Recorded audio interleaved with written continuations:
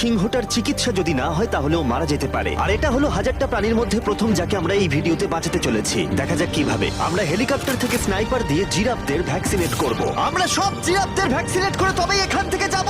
আমরা সিংহদের উদ্ধার করব একটা জু থেকে যেটা প্রায় ধ্বংস হয়ে গেছে।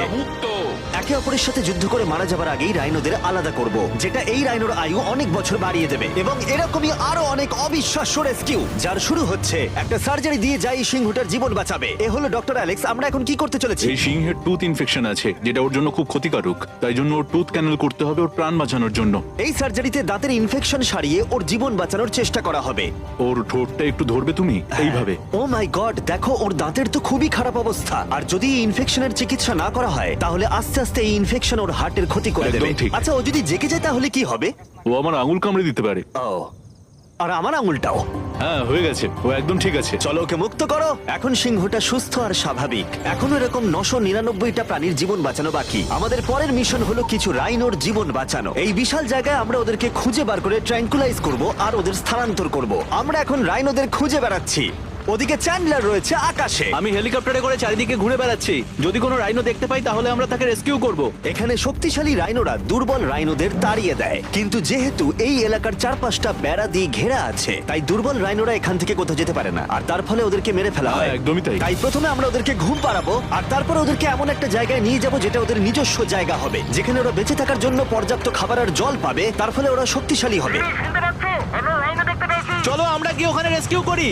ঠিক আছে, ও রাইনো দেখতে পেয়েছে। চলো চলো চলো। এই তো, আমার কাছে ট্র্যাঙ্কুলাইজার গান আছে। আমি এটা মেরে ওকে ঘুম পাড়িয়ে দেবো যাতে আমরা ওকে সুরক্ষিতভাবে ধরতে পারি। আমরা পেরেছি। চ্যান্ডলার রাইনোকে হিট করেছে। চলো চলো।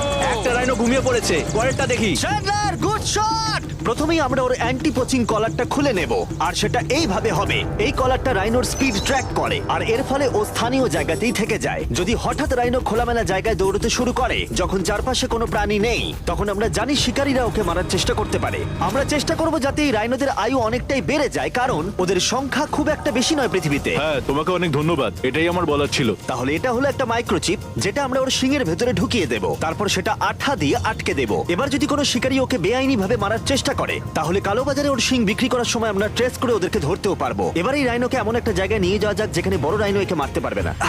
আমি জানি এটা দেখে বড় অদ্ভুত লাগছে, কিন্তু এটা এই রাইনোর আয়ু অনেকটাই বাড়িয়ে দেবে। চলো ওকে ভেতরে ঢোকাও, এটা তোমার ভালোর জন্যই। ভিতরে ঢোকো। আমরা এমন একটা সুরক্ষিত জায়গায় এখন রয়েছি যেখানে এই রাইনোকে কেউ তাড়াবে না আর মেরেও দেবে না। ঠিক আছে, আমরা এখন থেকে ওকে হিপো বলে ডাকবো। হিপো? ও তো রাইনো। হ্যাঁ, কিন্তু ওর নাম হিপো। ওকে আমি ডাকবো হিপো দ্য রাইনো। ঠিক আছে। ঠিক আছে, হিপো দ্য রাইনো, তোমার জীবন ভালো কাটুক। আমাদের এখনো অনেক প্রাণীদের জীবন বাঁচাতে হবে। আর অন্যদিকে আমার বন্ধুরা যখন দুটো ছোট রাইনোর জীবন বাঁচালো, তখন এদিকে আমরা নজর দিলাম একটু লম্বা প্রাণীর দিকে, জিরাফস। নাও ভ্যাকসিন। আমরা ওদেরকে ভ্যাকসিন শুট করলাম। দারুণ।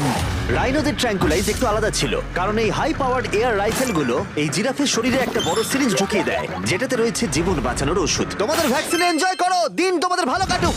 ওরা পালাচ্ছে কেন? আমরা তো ওদের জীবন বাঁচাচ্ছি। এই গোটা ভিডিওতে আমরা হাজারেরও বেশি প্রাণীদের জীবন বাঁচাবো, কিন্তু আমার মনে হয় জিরাফদের এটা কেউ বলেনি, কারণ ওরা এটাকে আরো কঠিন করে তুলছিল। জিরাফ, আমি তোমাকে ভ্যাকসিনেট করার চেষ্টা করছি। এটা তোমার জন্য ভালো, সত্যি বলছি জিরাফ। ভ্যাকসিনটা নিয়ে নাও।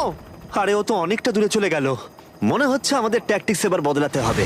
যেহেতু এই অঞ্চলটা আয়তনে বিশাল, তাই এটাই হলো সবচেয়ে সহজ পথ যাতে ওরা ভ্যাকসিনেট হয়। যদি ওখানে জিরাফদের কোনো কঠিন অসুখ হয় তাহলে কি ওরা মারা যেতে পারে? হ্যাঁ, 100% ওরা মরে যাবে। তাই নাকি? ও মাই গড। চলো আরো জিরাফের প্রাণ বাঁচানো যাক। ওই দেখো, ওখানে আরেকটা রয়েছে। আর সব জিরাফদের ভ্যাকসিনেট না করে আমরা এখান থেকে যাব না। যদিও এখানে বাতাস অনেকটা বড় প্রতিবন্ধকতা। তুমি এখন ওষুধ পেয়ে গেছো, ভালো থেকো। আমি আরো সাহায্য চাইলাম যাতে যতটা বেশি সম্ভব প্রাণীদের আমরা বাঁচাতে পারি।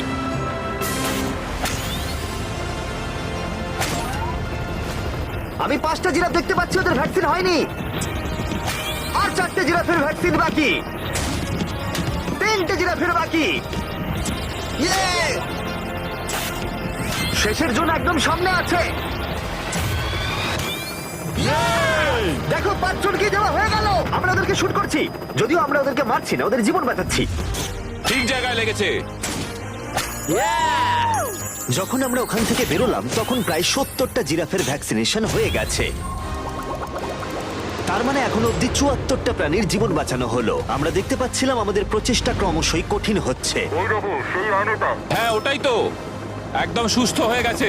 ভাই, কে জানতো জিরাফদের ভ্যাকসিনেশন করা এতটাই মজাদার হতে চলেছে। কিন্তু এখনো আমাদের প্রচুর প্রাণীদের জীবন বাঁচানো বাকি রয়েছে। তাই আমরা সাউথ আফ্রিকায় কাজ সম্পূর্ণ করে চলে গেলাম ইউক্রেনে, যেখানে যুদ্ধ জুগুলোকে ধ্বংস করে দিয়েছে, যেখান থেকে লায়নদের উদ্ধার করে মেকশিফট শেল্টারে রাখা হয়েছে। কিন্তু যেহেতু এখনো যুদ্ধের আশঙ্কা রয়েছে, আমরা ওদেরকে অন্য জায়গায় উড়িয়ে নিয়ে যাব।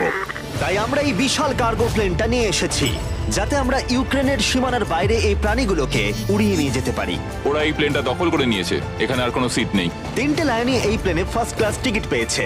আর ওয়াইল্ড লাইফ কনজারভেশনিস্ট অ্যান্থনি পেনিস্টনের সাহায্যে আমরা ওদেরকে 7000 মাইল দূরে সাউথ আফ্রিকায় উড়িয়ে নিয়ে গেলাম, এই অভয়ারণ্যে, যার নাম লায়ন ওয়াচ, যেখানে লায়নরা প্রায় 14 একর মুক্তাঞ্চলে স্বাধীনভাবে ঘুরে বেড়ায়। ওইখানে একটা বিশাল বড় বাঘ রয়েছে। আরে ম্যাচ, ওটা একটা সিংহ। ও আচ্ছা। গেটটা বন্ধ করো। অ্যান্থনি প্রথম লায়নকে মুক্ত করবার পরে বাকি দুটো লায়নকে মুক্ত করতে হবে ম্যাচকে। কি, আমাকেও এটা করতে হবে? হ্যাঁ, তুমি রেডি? আমি রেডি। চলো করা যাক। চলো। ও মুক্ত। এই লায়নরা এখন যুদ্ধের বিপদ থেকে সম্পূর্ণ মুক্ত, আর ওরা স্বাধীনভাবে এখন আফ্রিকার জঙ্গলে ঘুরে বেড়াতে পারবে। এর পাশাপাশি সমস্ত প্রাণীদের জীবন বাঁচানোটাই গুরুত্বপূর্ণ। এই ভিডিওটা সম্পূর্ণ হবে না যদি না আমরা 100টা কুকুরের জীবন বাঁচাতে পারি। বেশিরভাগ ডগ শেল্টারগুলোই প্রায় ভর্তি, আর যদি এখানে ওরা দীর্ঘ সময় ধরে নিজস্ব বাড়ি না পায়, তাহলে ওরা জায়গার অভাবে একে অপরকে মেরে ফেলতেও পারে। প্রতি 5 মিনিট অন্তর একটা করে কুকুর এই অ্যানিমাল শেল্টারগুলোর মধ্যে মারা যায়। তাই এখনই আমরা 100টা কুকুরের অ্যাডাপ্টেশনের ব্যবস্থা করব। কেমন আছো বলো? হ্যাঁ ভালো ও আছি। হে, তোমাকে আমার পছন্দ হয়েছে। তাহলে তুমি কুকুর নেবে? কি ধরনের কুকুর তোমরা খুঁজছো? আমরা একটা ছোট্ট বাচ্চা খুঁজছি। ও, একটা ছোট্ট কুকুর দেখো ও তোমার কাছে আসতে চাইছে। পছন্দ হয়েছে? আ, পাপ্পিকে হাই করো। তাহলে একে তোমরা অ্যাডাপ্ট করছো? হ্যাঁ। তুমি এই কুকুরটার সাথে রোজ খেলবে তো? হ্যাঁ। আর ওকে খুব ভালোবাসবে? কথা দাও।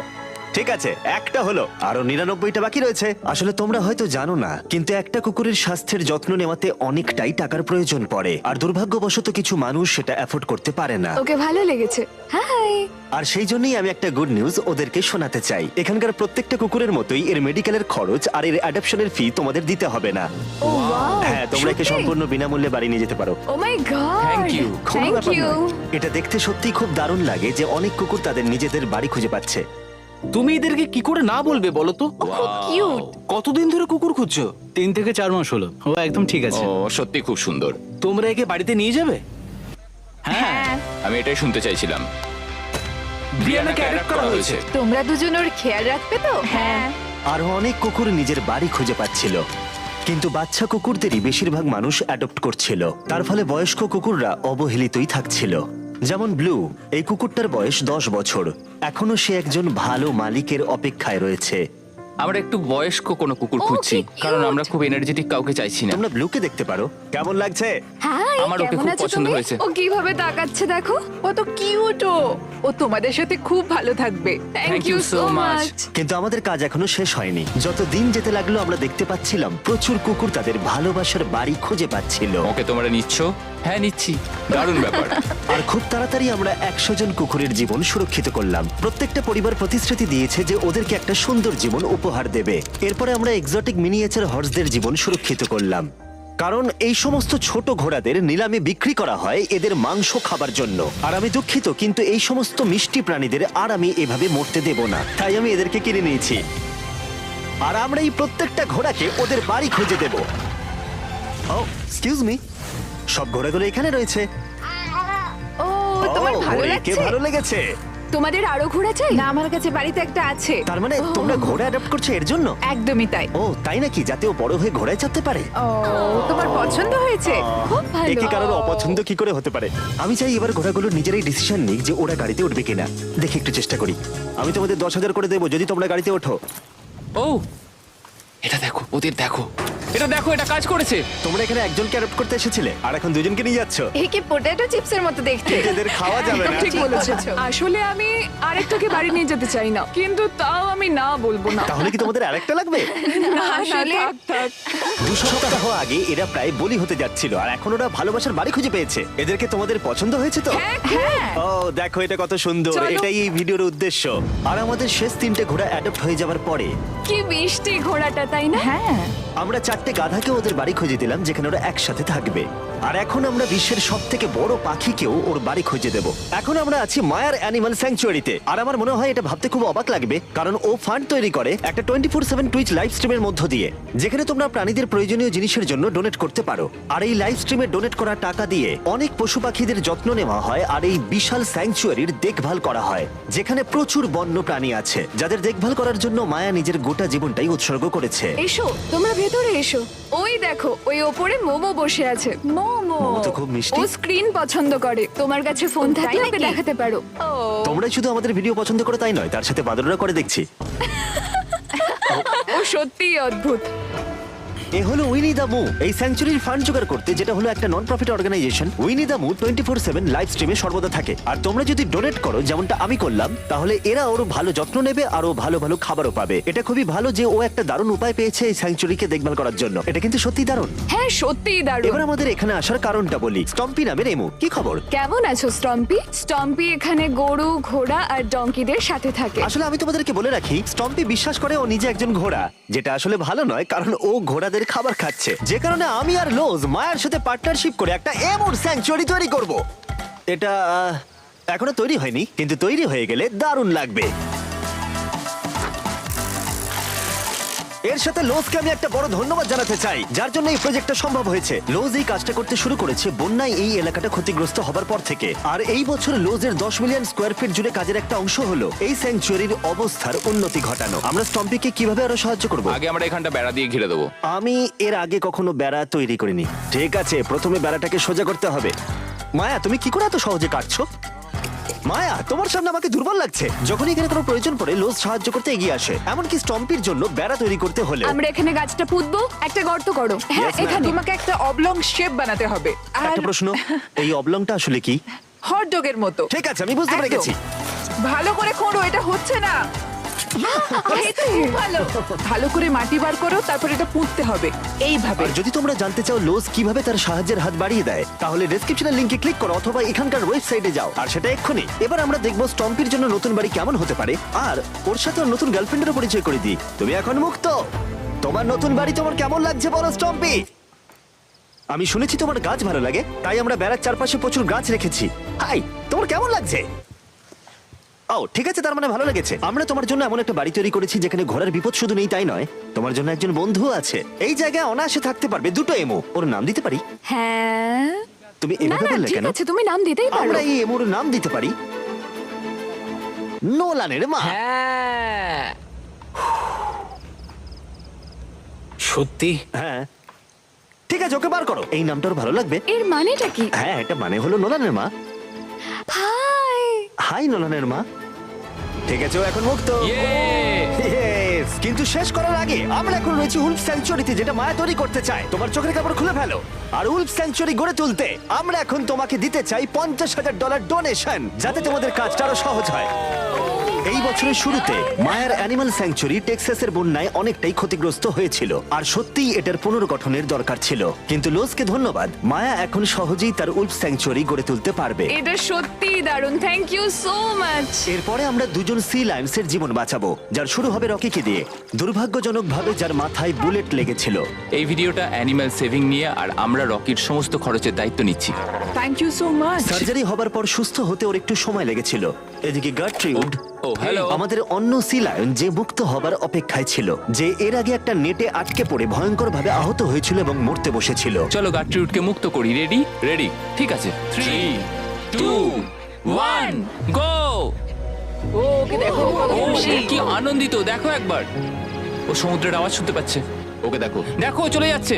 ও সমুদ্রের দিকে চলে যাচ্ছে। কিভাবে যাচ্ছে দেখো। দারুণ! তুমি মুক্ত, তুমি মুক্ত গাট্রিউড। ইয়ে, দারুণ!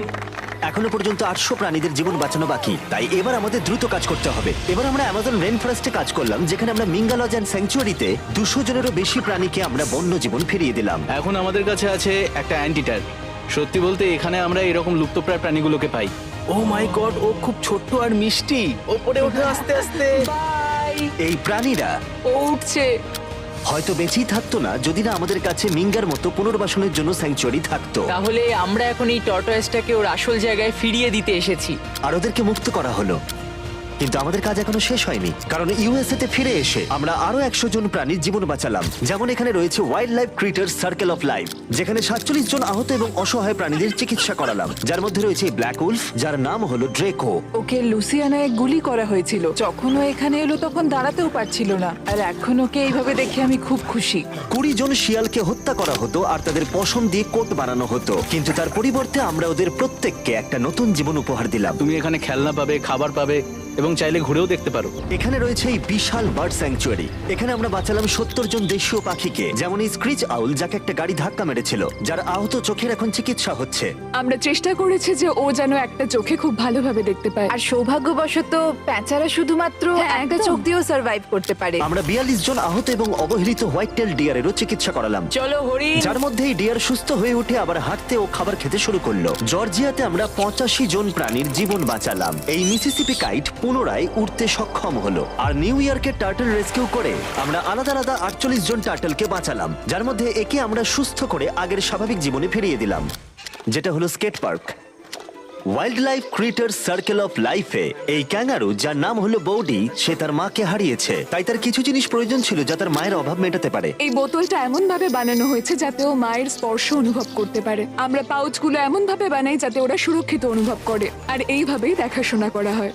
এর পাশাপাশি ওয়ার্ডল অন ইনে একটা ডাক, যার নাম মার্জারি, সে তার ঠোঁট হারিয়েছিল একটা টার্টেলের আঘাতে। আর আমরা ওকে ডক্টর চেস্টারের কাছে নিয়ে গেলাম। সে চিকিৎসা না করলে ও কখনোই সুস্থ হতে পারতো না।